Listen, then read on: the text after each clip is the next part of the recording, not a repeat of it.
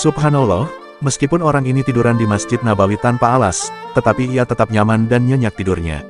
Masjid Nabi ini juga sangat nyaman untuk anak-anak bermain dan berlarian seperti ini.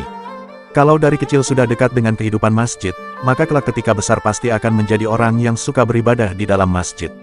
Seperti inilah suasana di kompleks Masjid Nabawi Madinah. Dahulu, masjid ini hanya memiliki luas 30 kali 35 meter. Namun, saat ini sudah mengalami perluasan sehingga menjadikan Masjid Nabawi menjadi salah satu masjid terbesar di dunia.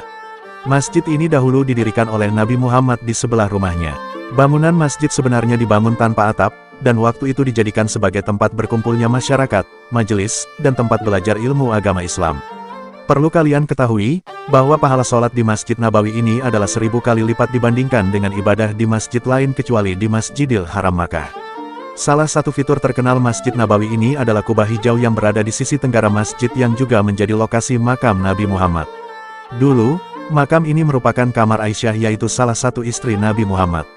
Di dalam masjid tersebut juga terdapat 2 makam sahabat Nabi, yakni sahabat Abu Bakar As-Siddiq dan sahabat Umar bin Khattab.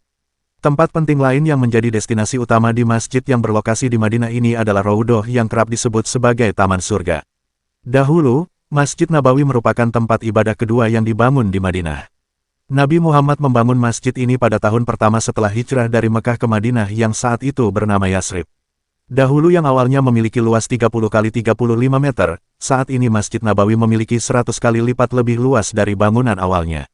Menteri Keuangan Saudi Ibrahim Al-Asaf mengatakan, bahwa gedung masjid ini mencakup luas 1060 kali 580 meter persegi, dan termasuk pelataran mencapai 1300 kali 785 meter persegi dengan kapasitas 1 juta jemaah di dalam dan 800.000 orang di pelataran Masjid Nabawi.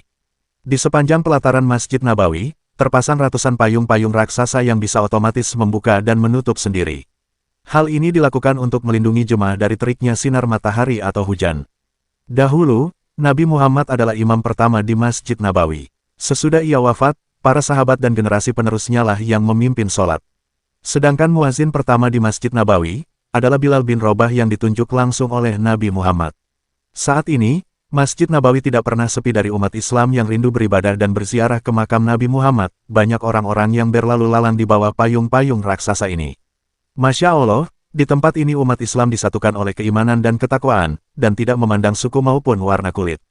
Allah Subhanahu wa Ta'ala memberikan keberkahan luar biasa kepada masjid ini, sehingga barang siapa yang beribadah di dalam masjid ini, maka pahalanya akan dilipat gandakan sebanyak 1000 kali lipat.